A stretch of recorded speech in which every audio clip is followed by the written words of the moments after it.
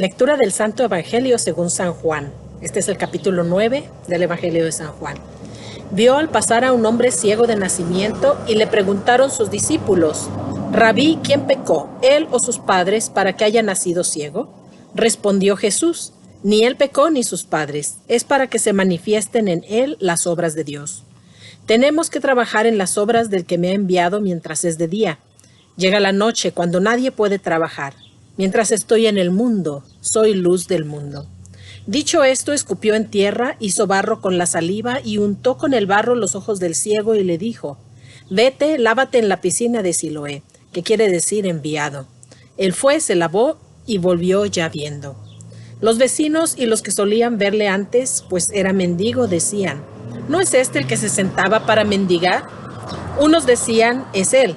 No, decían otros, sino que es uno que se le parece. Pero él decía: soy yo. Le dijeron entonces: ¿cómo pues se te han abierto los ojos? Él respondió: ese hombre que se llama Jesús hizo barro, me untó los ojos y me dijo: vete a Siloé y lávate. Yo fui, me lavé y vi. Ellos le dijeron: ¿dónde está ese? Él respondió: no lo sé. Lo llevan donde los fariseos, al que antes era ciego. Pero era sábado el día en que Jesús hizo barro y le abrió los ojos. Los fariseos a su vez le preguntaron cómo había recobrado la vista. Él les dijo: me puso barro sobre los ojos, me lavé y veo. Algunos fariseos decían: este hombre no viene de Dios, porque no guarda el sábado. Otros decían: pero ¿cómo puede un pecador realizar semejantes señales? Y había disensión entre ellos. Entonces le dicen otra vez al ciego: ¿y tú qué dices de él, ya que te ha abierto los ojos? Él respondió que es un profeta. No creyeron los judíos que aquel hombre hubiera sido ciego, hasta que llamaron a los padres del que había recobrado la vista y les preguntaron: ¿es este su hijo el que dicen que nació ciego? ¿Cómo pues ve ahora? Sus padres respondieron: nosotros sabemos que este es nuestro hijo y que nació ciego. Pero cómo ve ahora no lo sabemos, ni quién le ha abierto los ojos. Eso nosotros no lo sabemos. Pregúntenle, tiene edad para hablar por sí mismo. Sus padres decían esto por miedo a los judíos, pues los judíos se habían puesto ya de acuerdo en que si alguno le reconocía como Cristo, quedara excluido de la sinagoga. Por eso dijeron sus padres: tiene edad, pregúntenselo a él. Le llamaron por segunda vez al hombre que había sido ciego y le dijeron: da gloria a Dios. Nosotros sabemos que ese hombre es un pecador. Les respondió: si es un pecador, no lo sé. Solo sé una cosa, que era ciego y ahora veo. Le dijeron entonces: ¿qué hizo contigo? ¿Cómo te abrió los ojos? Él replicó: os lo he dicho ya y no me habéis escuchado. ¿Por qué queréis oírlo otra vez? ¿En qué queréis? ¿Es que también quieren ustedes hacerse discípulos suyos? Ellos le llenaron de injurias y le dijeron: tú eres discípulo de ese hombre, nosotros somos discípulos de Moisés. Nosotros sabemos que a Moisés le habló Dios, pero ese no sabemos de dónde es. El hombre les respondió: eso es lo extraño, que ustedes no sepan de dónde es y que me haya abierto a mí los ojos. Sabemos que Dios no escucha a los pecadores, pero si uno es religioso y cumple su voluntad, a ese le escucha. Jamás se ha oído decir que alguien haya abierto los ojos de un ciego de nacimiento. Si ese no viniera de Dios, no podría hacer nada. Ellos le respondieron: ¿has nacido todo entero en pecado y nos das lecciones a nosotros? Y le echaron fuera. Jesús se enteró de que le habían echado fuera y, encontrándose con él, le dijo: ¿tú crees en el Hijo del Hombre? Él respondió: ¿y quién es, Señor, para que crea en él? Jesús le dijo: le has visto, el que está hablando contigo, ese es. Él entonces dijo: creo, Señor, y se postró ante él. Y dijo Jesús: para un juicio he venido a este mundo, para los que no ven, vean, y los que vean se vuelvan ciegos. Algunos fariseos que estaban con él oyeron esto y le dijeron: ¿es que también nosotros somos ciegos? Jesús les respondió: si fueran ciegos, no tendrían pecado. Pero como dicen, vemos, su pecado permanece. Palabra del Señor. Gloria a ti, Señor Jesús. Buenos días, hermanos. En el día de hoy vamos a platicar sobre este evangelio, según San Juan, capítulo 9. Este evangelio es uno de los evangelios del ciclo A para la Cuaresma. y es el ciclo que se utiliza para la formación de las personas en el RICA, el rito de iniciación cristiana para adultos. En la meditación del día de hoy vamos a ver varios puntos sobre este evangelio que corresponden con la jornada espiritual, particularmente de las personas que se están preparando para recibir los sacramentos, pero realmente que todos nosotros cristianos nos podemos identificar con la jornada espiritual de este ciego, cómo él progresó en su fe y en su conocimiento de la persona de Cristo. Primero que nada vamos a ver el contexto. En este evangelio vemos que el ciego había nacido ciego. Es una situación en que parece que no tiene cura, no tiene sanación. Y vamos a ver también cuál es el propósito de este signo. Un punto es que aquí en el Evangelio de San Juan, Juan no llama a estos milagros de Jesús, no los llama milagros, sino que los llama signos. Signos que quiere decir que nos están refiriendo a verdades más profundas y a verdades más altas de las que aparentemente se nos presentan. Entonces, este signo, el propósito de este signo es manifestar a Jesucristo como la luz del mundo. Ahora, primero los discípulos comienzan preguntándole a Jesús que si este hombre era ciego de nacimiento, si había nacido ciego por sus propios pecados o por los pecados de sus padres. Y esta es una creencia que a veces pensamos que por los pecados nosotros producimos enfermedades. Y en cierta manera podemos ver que eso es cierto en algunos casos. Por ejemplo, en el caso de una persona alcohólica, él mismo se está dañando su propio cuerpo y lo más seguro es que vaya a adquirir una cirrosis hepática, un hígado enfermo. O una persona drogadicta, pues claro que se afecta su cuerpo y se atrae así ciertas enfermedades. Sin embargo, podemos hacer la diferencia entre males físicos y males morales. El mal físico, pues son las enfermedades, la muerte, la erosión, los desastres naturales, esos son desastres o males físicos, pero hay también males morales, que es pues el pecado. Es cuando nosotros decidimos convertirnos en personas malas en lugar de hacer el bien en el mundo. Ese es un mal moral. Y ciertamente que hay cierta relación entre el mal moral y el mal físico, en el sentido que a veces el mal físico es consecuencia de un pecado, pero no es todo lo que explica los males que hay en el mundo. De hecho, Jesús, en el caso de este ciego de nacimiento, él dice que ni sus padres pecaron ni él pecó para que él naciera ciego, sino para que se manifiesten en él las obras de Dios, es decir, para que él sea un instrumento para que el mismo Jesucristo pueda mostrar su poder ante los hombres y así manifestarse como la luz del mundo. Ahora, otra cosa es que el ciego estaba mendigando, haciendo lo que hacía todos los días, y él no nos dice el Evangelio que él le pidió a Jesús esta sanación.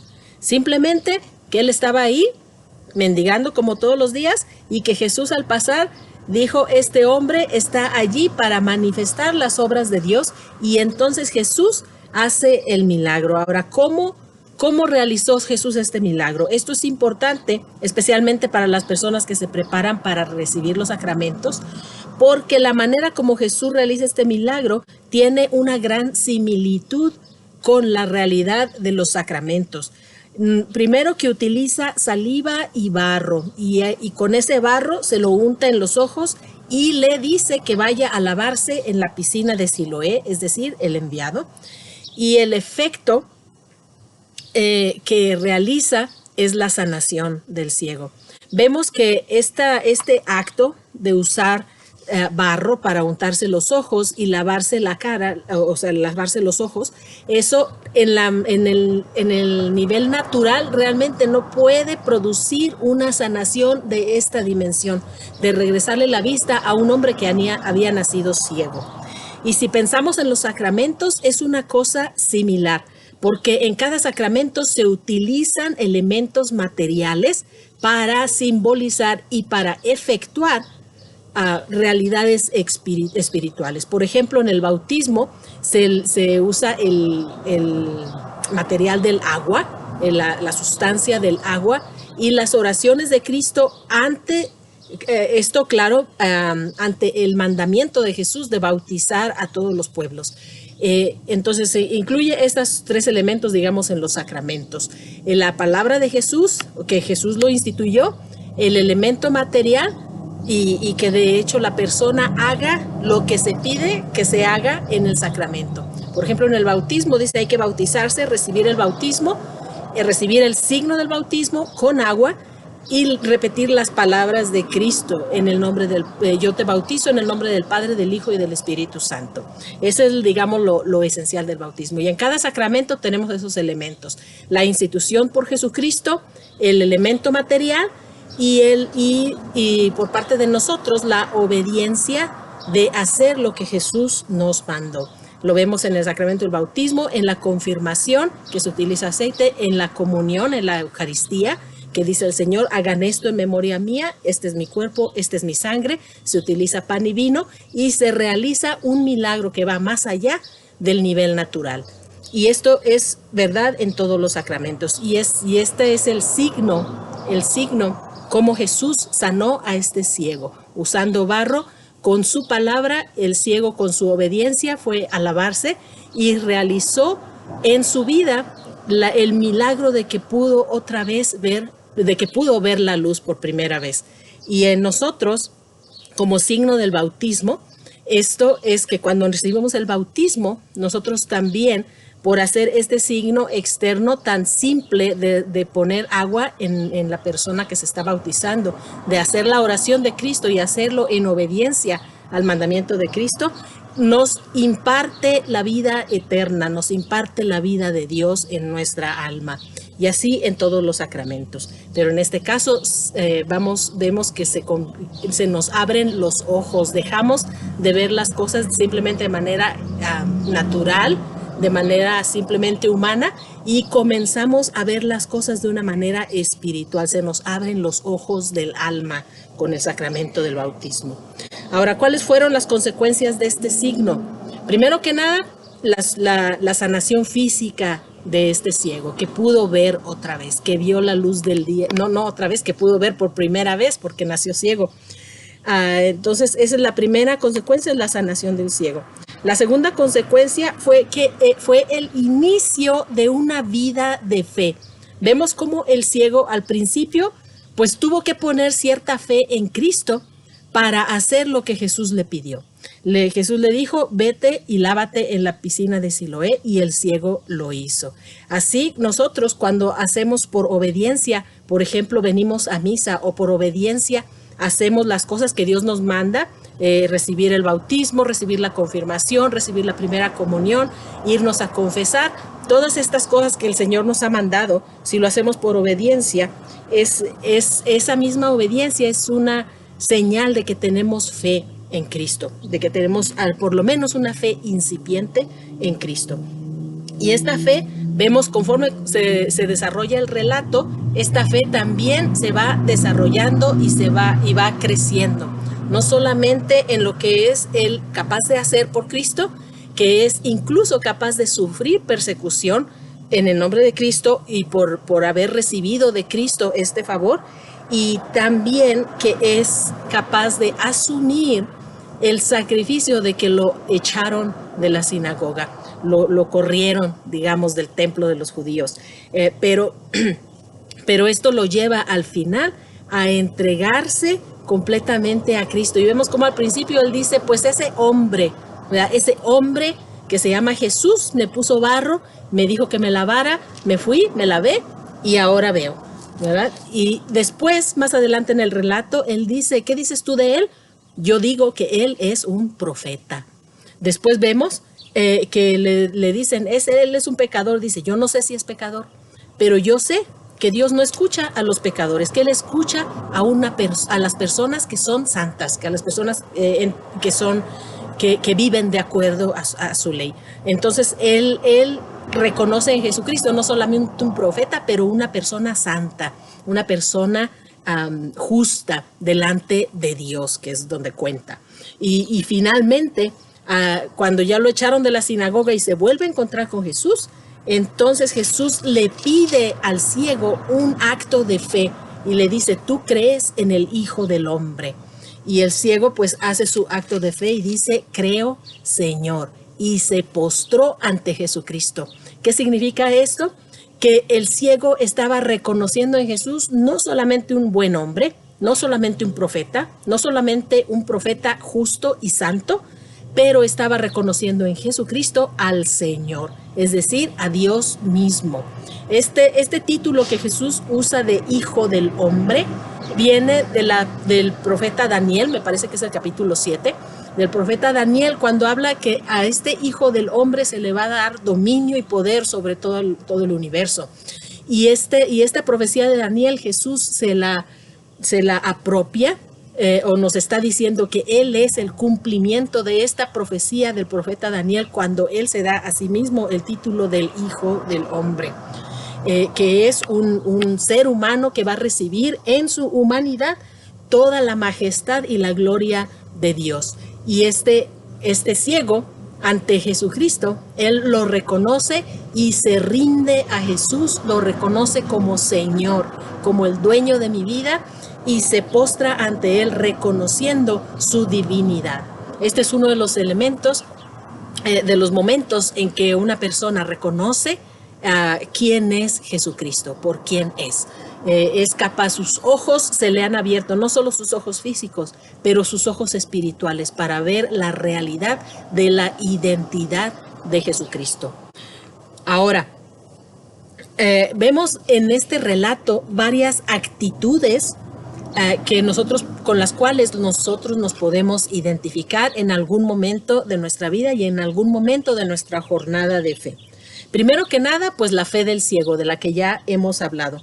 Vemos también su perseverancia aún ante la persecución, que al haber tenido esta experiencia con Jesucristo, él es capaz de permanecer firme en su fe y firme en la realidad de que él ha recibido un gran favor de Dios, de recibir su vista, pero no solo eso, sino que él, esta fe lo va llevando cada vez más a darse cuenta de que hay enemigos, de que existen fuerzas hostiles a Dios.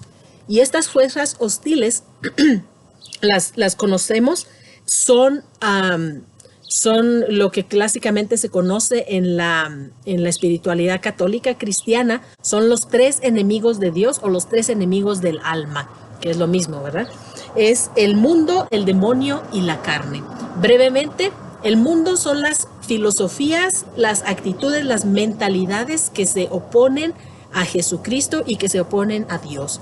Las mentalidades mundanas y las mentalidades que enseñan doctrinas contrarias a la revelación de Dios, a lo que Dios nos ha dicho de que es cómo debe ser nuestra vida y cómo es Dios y quién es Dios. Entonces ese es mundo, las filosofías, las mentalidades contrarias a Dios.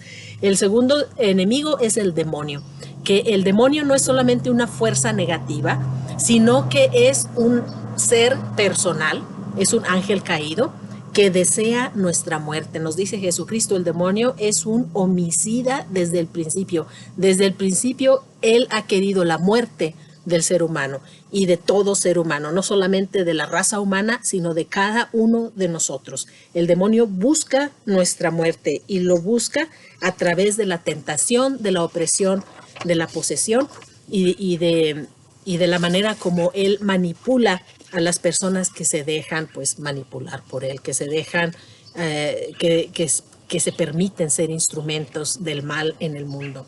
Y el tercer enemigo es la carne. La carne se refiere a nuestra tendencia a pecar, no se refiere a nuestro cuerpo, sino a nuestra tendencia egoísta de pecar, a nuestra concupiscencia, a nuestro deseos pues malos, ¿verdad? Cuando tenemos deseos desordenados que nos hacen caer en pecado. A eso se refiere la carne. ¿Ok? Ahora, otro punto vemos como otra actitud ante este milagro. Vemos que los papás del ciego, ¿verdad? Cuando les hablaron y les dijeron qué pasó con este hijo, es tu hijo, ellos se quisieron desentender del asunto. Ellos no quisieron inmiscuirse porque no querían tener consecuencias negativas en su vida por este milagro que le había sucedido al hijo de ellos. Y aquí vemos una actitud de cobardía. Y especialmente, primero que nada, ellos no experimentaron el milagro en su propia vida. En la vida de su hijo, sí, pero ellos no querían sufrir por esto. Y se desentendieron y hasta cierta manera digamos que lo expulsaron de su vida en cierto punto, en cierta manera, porque ellos no quisieron sufrir con él. Y lo dejaron solito. Dice, él es grandecito, ya pregúntenle a él, nosotros no tenemos nada que ver y ni nos molesten. Y esa fue la actitud de los padres del ciego, que es algo extraño, ¿verdad? Porque un padre, yo me imagino que estaría feliz, encantado de saber que su hijo ha recibido un milagro, pero si este milagro le va a traer a este padre ciertas inconveniencias o cierta persecución o ciertas consecuencias negativas, entonces se me hace extraño que los padres se hayan desentendido del hijo, pero pues eso fue lo que sucedió.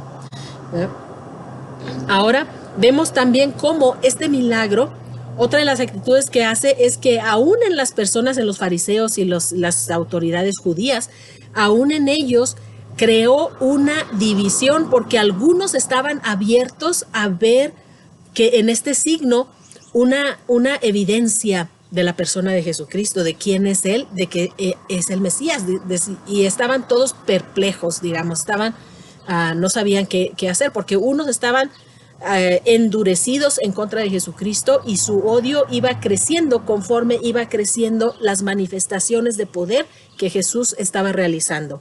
Pero otros estaban perplejos, ¿verdad? Decían que ¿cómo puede Dios, cómo puede un hombre que no viene de Dios hacer las señales que hace este hombre? Entonces vemos en algunos de los judíos, vemos esta apertura. Y en otros pues vemos un endurecimiento de su corazón en contra de Jesucristo, que no acepta ni los signos como una manera de Dios dando testimonio de que Jesucristo venía de Dios.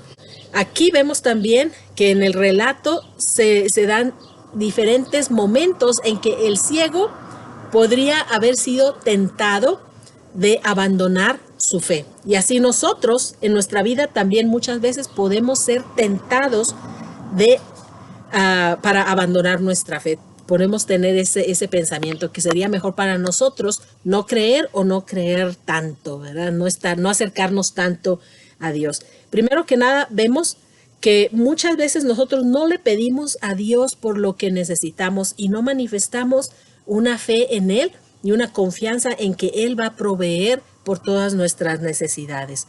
Y vemos como el ciego al principio, pues él no tenía mucha fe, digamos, no tenía suficiente fe para pedirle a Cristo. Y muchas veces Jesús nos bendice aunque no le pidamos. Dios nos bendice todos los días, aunque nunca nos acordemos de Él, ¿verdad? Pero esa, digamos, sería una tentación o más bien una invitación de que cuando tengamos necesidades, nos acerquemos a Dios, aunque parezca que somos nomás unos interesados, que cuando nos falta algo o nos toca sufrir, nos acercamos a Dios, no le hace, ¿verdad? Acércate a Dios. Si tienes una necesidad, si tienes una enfermedad, si tienes lo que sea, acércate a Dios y pídele a Dios por lo que necesitas. Es el primer punto.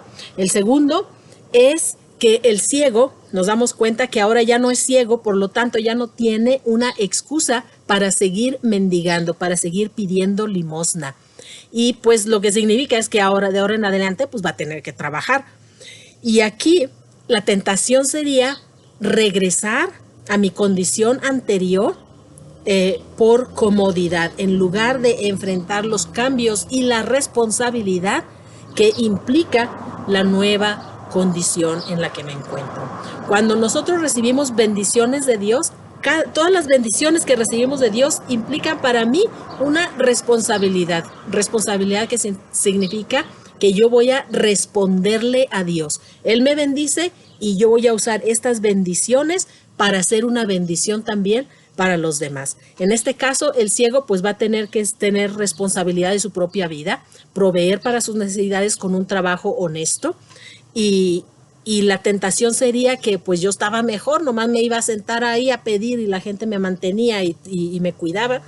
Y esa sería una tentación, que por comodidad yo quiero regresar a mi situación anterior. Igualmente, cuando yo voy creciendo en mi fe, cuando yo tengo más conocimiento de Cristo, eso también me da una responsabilidad. Nos dice el Señor, quien a más se le confía, más cuentas se les van a pedir de lo que se le confió. Y a veces pensamos, pues sería mejor que no nos diera tanto, ¿verdad?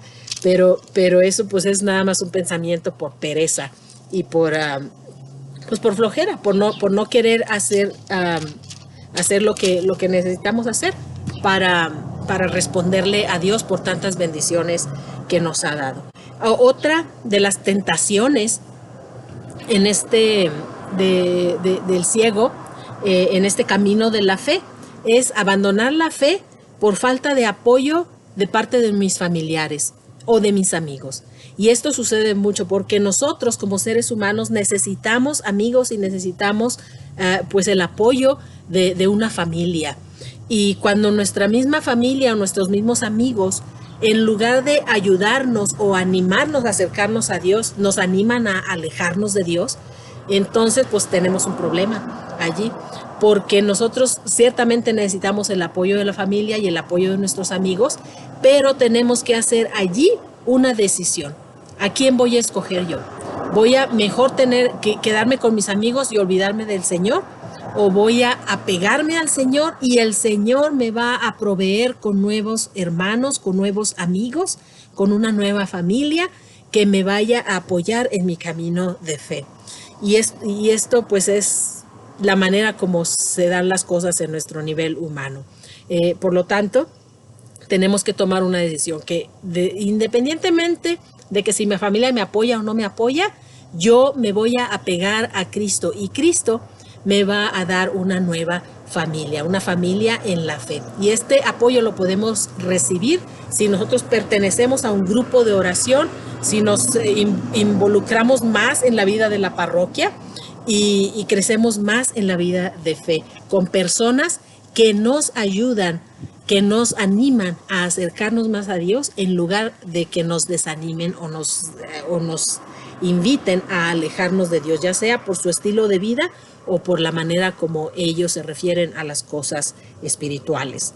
Ahora, la siguiente tentación es que el ciego también pudo abandonar su fe ante la hostilidad de los enemigos de Cristo.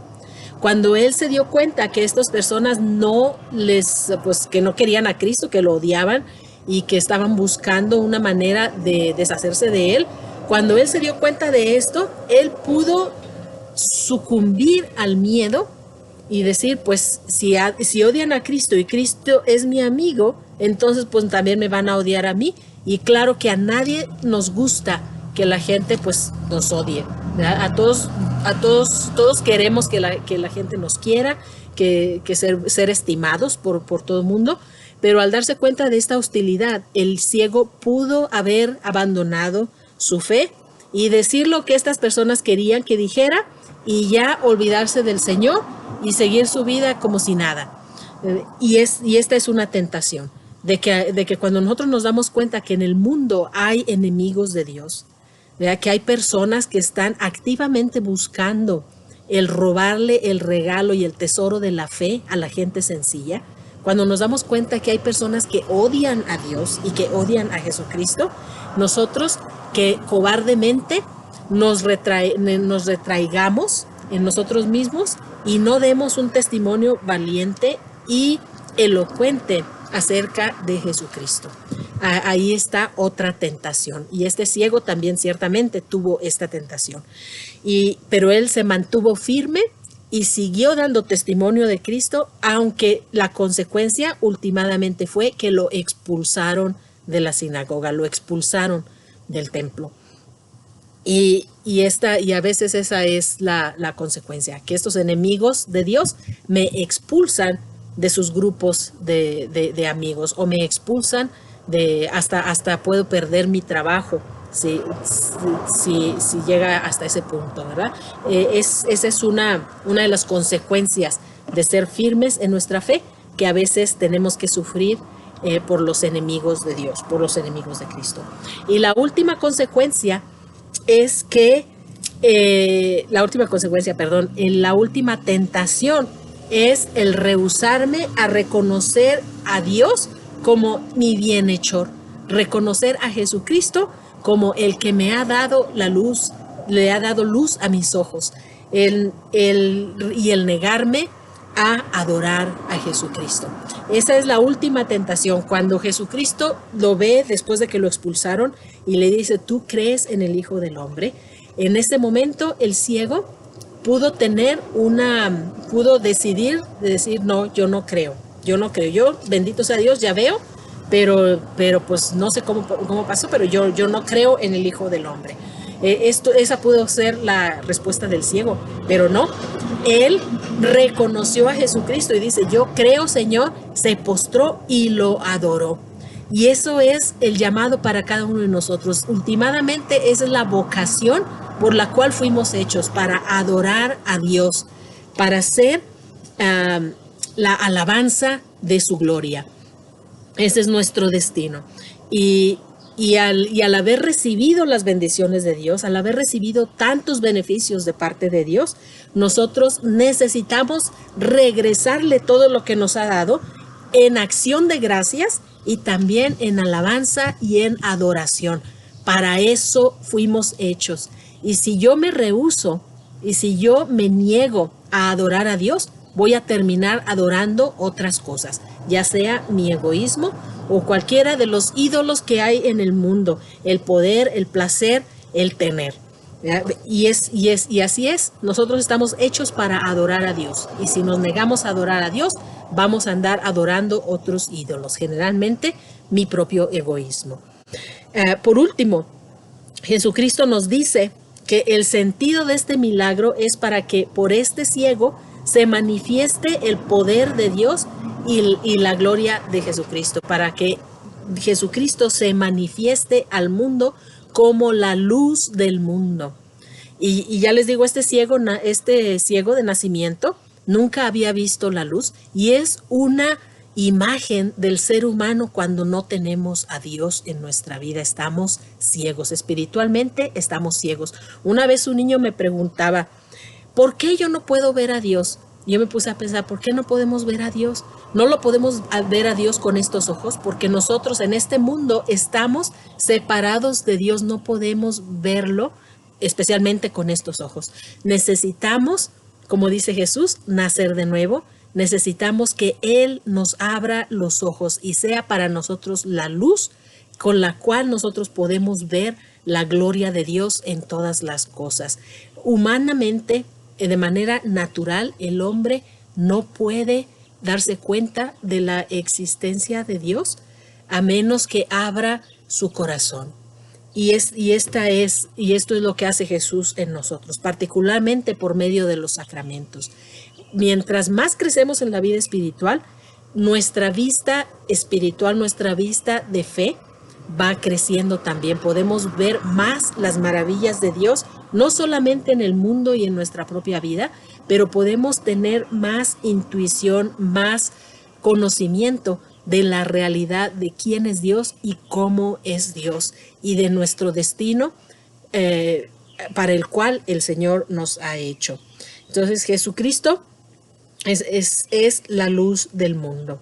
Jesús, notemos esto, que Jesús hace la señal, le da la sanación al ciego, pero lo deja libre de obedecer o desobedecer lo que el Señor le dijo. Le dijo, vete y lávate en la piscina de Siloé. El ciego lo hizo. Así a cada uno de nosotros, el Señor nos dice lo que nosotros necesitamos hacer para nuestra sanación, particularmente nuestra sanación espiritual. Por ejemplo, bautícense en el nombre del Padre, el Hijo y el Espíritu Santo. ¿Verdad? Hay que confesar nuestros pecados, hay que recibir su cuerpo y su sangre, hay que recibir el sacramento de la confirmación también. hay que recibir los sacramentos, es mandamiento de Jesucristo. Él nos los ha regalado, nos ha dado todo lo que necesitamos para que nosotros seamos sanos. Y es para recibir esta sanación espiritual que es en lo que consiste la salvación. Él nos ha dado los sacramentos, pero nos da la libertad de obedecerlo o de ignorarlo, de obedecer su palabra o de no hacer lo que Él nos dice. Nos deja libres. Y si nosotros respondemos en obediencia de fe a lo que Jesús nos ha mandado, vamos a recibir sus promesas. Y esto es lo que hizo Jesús con el ciego. Él le dijo, ve, lávate, y lo dejó libre. Él no lo forzó a hacerlo. Así Él no nos forza a venir a misa, no nos forza a recibir los sacramentos, no nos forza a permanecer en el estado de gracia, pero nos ha dado todo lo que necesitamos para recibir esta salvación. Ahora Jesús se revela como el Hijo del Hombre, es decir, el cumplimiento de la promesa del profeta Daniel sobre el Hijo del Hombre que iba a recibir el imperio de la mano de Dios.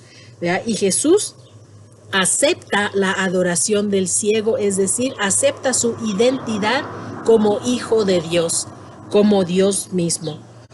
Y también al final Jesús declara ciegos y pecadores a los que creen ver, a los que se confían en sus propias fuerzas y en sus propios recursos.